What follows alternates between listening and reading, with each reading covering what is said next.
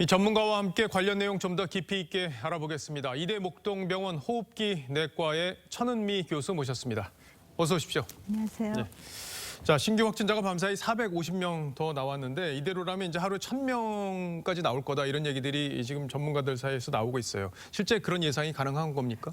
오늘은 검사 건수가 조금 줄었습니다. 예. 7,000건 이상 줄었기 때문에 확진자 수로 보면 사실은 증가 추세라고 볼 수 있고요. 네. 지금처럼 확진자가 계속 느는 경우에는 뭐 다음 주말 정도면 1000명도 분명히 나올 수가 있고요.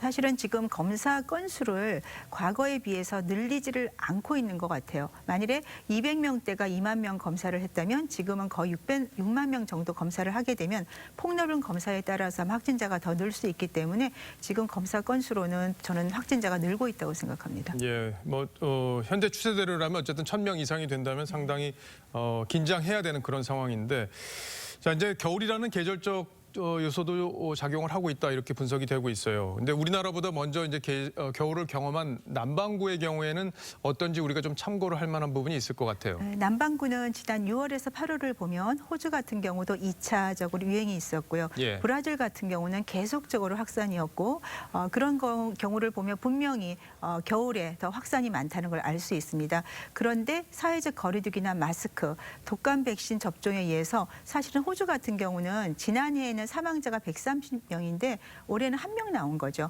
그만큼 이 독감은 우리가 마스크나 사회적 거리두기로 차단이 가능한데 코로나는 이것만으로 안 된다는 걸 알 수 있기 때문에 지금의 우리나라 이 대유행도 단순히 사회적 거리두기나 마스크 이런 것만으로는 조절하기가 지금은 어렵다고 생각합니다. 그럼 어떤 조치가 더 필요하다고 판단하세요? 좀 더 선제적으로 해야 되고요. 우리가 1차, 2차 때 초반에는 그 메르스에 의해서 코로나의 위험성도 알고 있었고 재반 기술이 돼 있었죠. 그리고 미세먼지 때문에 마스크에 대한 우리는 그런 준비가 돼 있었기 때문에 그 효과를 저는 봤다고 생각합니다.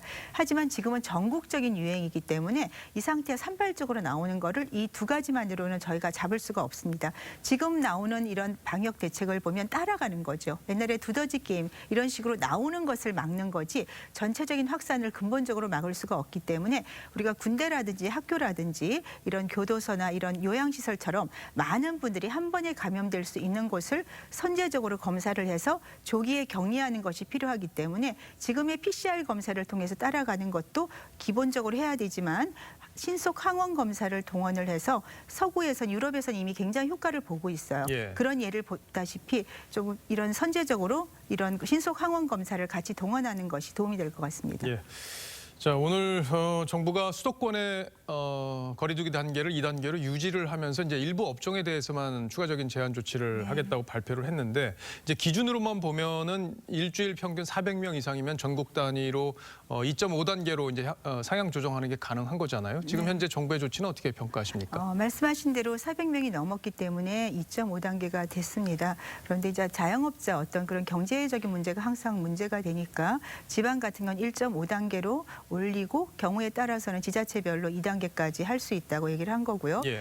수도권은 2단계에서 플러스 알파가 된 거죠. 지금 확산세가 좀 많이 나왔던 뭐 음악 교습소라든지 그다음에 에어로빅 같은 실내 체육시설 이런 것, 그다음 사우나 같은 곳을 우리가 이제 좀 제한을 한 거죠. 그런데 말씀드렸듯이 이렇게 확산세가 조금 있는 곳을 따라서 이제 알파를 했는데 그러면 한 1, 2주에 다른 곳에서 발생을 하면 그다음엔 또 다른 그쪽에 대해서 제재를 하게 되면 사실은 너무 뒤따라가는 그런 방역이 되죠. 선제적으로 대응해야 된다 네, 이런 맞습니다. 말씀이신 거죠.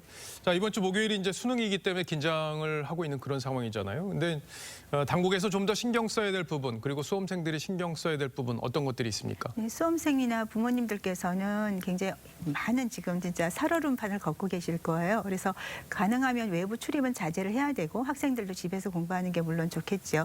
그리고 정부 당국에서는 지금 뭐 가림판이라든지 거리두기나 마스크 착용 그런 것 다 준비를 하고 계신데 사실은 우리 무증상이 많아요. 지금 고등학생들 굉장히 건강하기 때문에 그러한 경우에 확진자에서 걸러지가 못하죠. 검사를 안 하기 때문에 그런 경우에 당일에 만일에 열이 나거나 호흡기 증상이 있는 경우에는 그 학생들은 그냥 다른 교실에서 시험을 보는데 그러면 감독관이라든지 그리고 그 학생 자체도 굉장히 어려움이 있죠. 그래서 제가 신속 항원 검사를 그 수능 당일날이라도 검사를 하면 15분 정도면 나오거든요. 그럼 그 학생은 바로 병원이나 다른 생활치료시설 시험을 볼 수 있게 있게 해야지 예. 다른 학생이 감염이 안 되겠죠. 그러니까 49만 명 이상이 시험을 보고 났을 때 그 후에 이 학생들에 의해서 감염 전파가 없다고 보장할 수가 없기 때문에 네, 그러한 점을 한번 좀 고려를 해봐야 될 것 같습니다. 예, 어쨌든 뭐 나흘밖에 남지 않았으니까 그런 지적해 주신 분들 정부 당국에서 잘 반영해서 대책을 세워주기를 바라겠습니다. 잘 들었습니다. 지금까지 천은미 교수였습니다.